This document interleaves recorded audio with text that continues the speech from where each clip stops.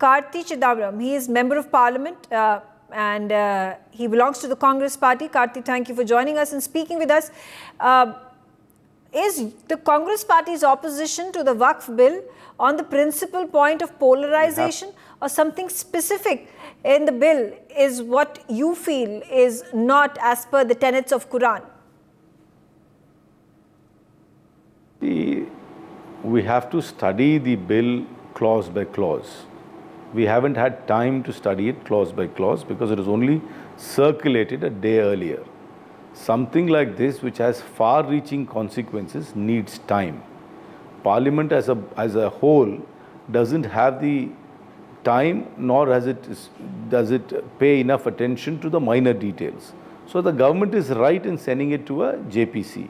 Let the JPC be formed, and then let's go through clause by clause.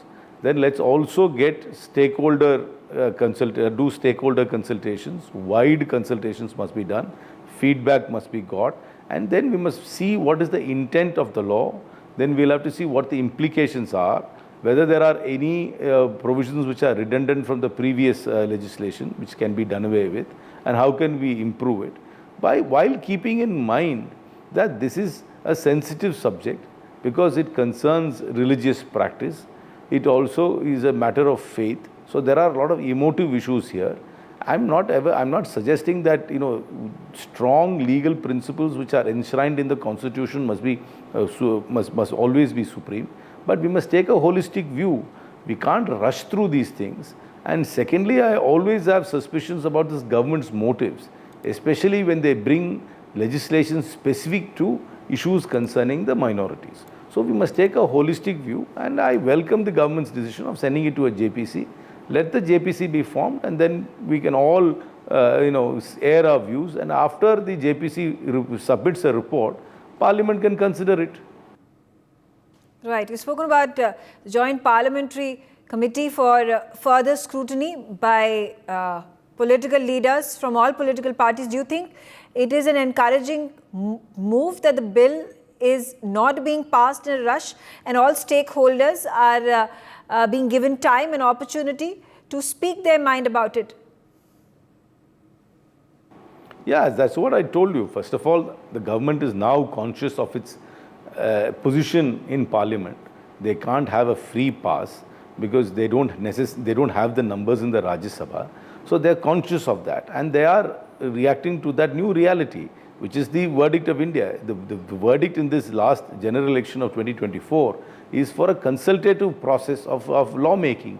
And I'm glad the government is at least doing it as far as this bill is concerned, which has far-reaching ramification. It touches upon faith, it touches upon religious practice, and it is an emotive issue. So it is better to do it thoroughly and properly instead of in a rushed manner.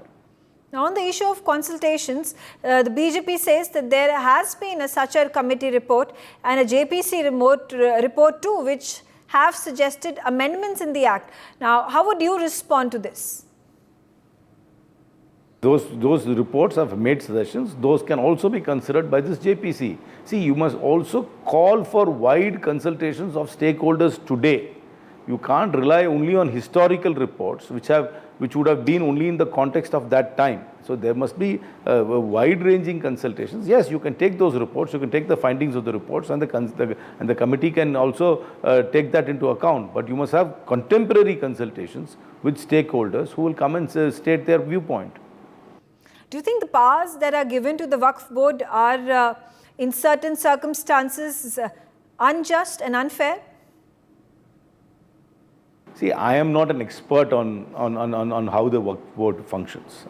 So if there are powers that you think are, I don't know how you can use the word unjust.